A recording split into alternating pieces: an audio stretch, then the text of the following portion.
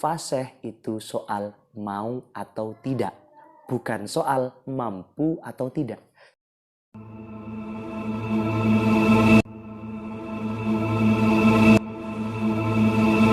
Assalamualaikum warahmatullahi wabarakatuh.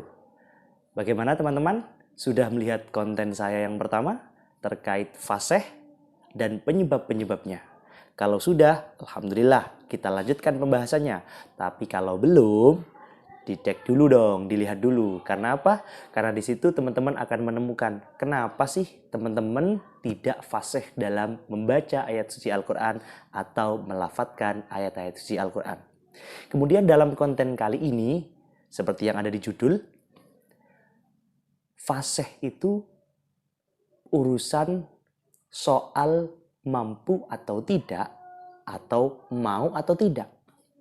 Dan jawabannya adalah fasih itu soal mau atau tidak, bukan soal mampu atau tidak. Karena apa? Karena memang semua orang saya yakin mampu dan bisa kok fasih, tergantung bagaimana cara dia belajarnya dan mau atau tidak menggunakan ilmu-ilmu tajwid dan makharijul huruf. Sehingga ketika sudah mau mempelajarinya dan mempraktekannya, insya Allah saya yakin akan bisa fasih.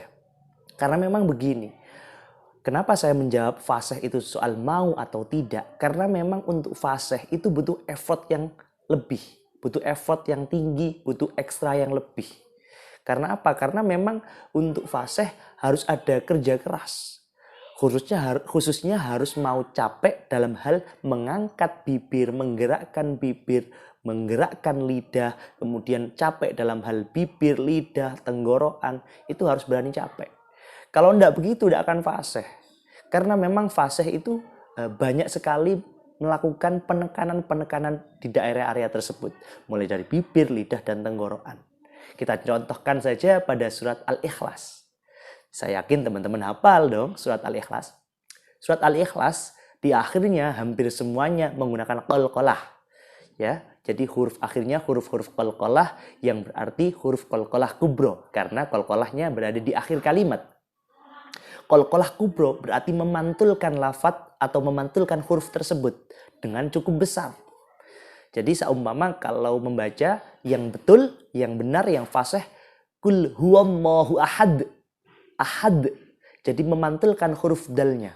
Tapi kebanyakan orang ketika membaca cepat, dalnya tidak lagi memantul. Dalnya tidak lagi menjadi qalqalah kubro.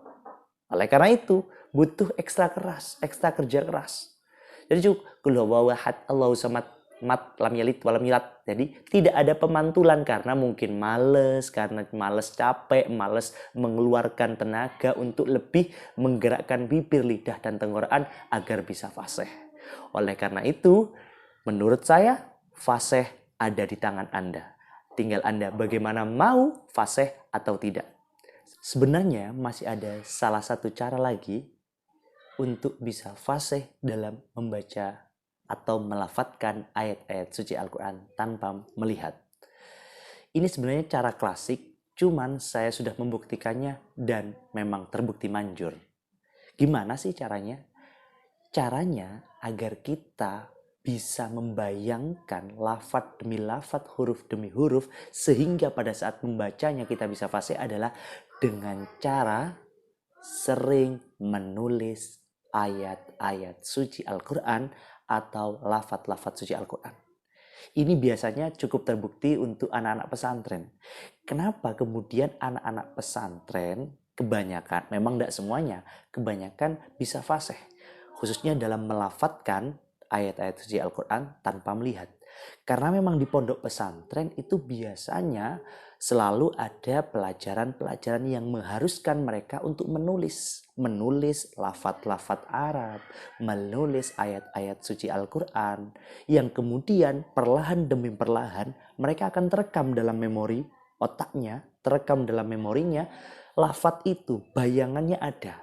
Jadi sehingga mereka untuk menulis pun bisa tanpa untuk melihat gitu.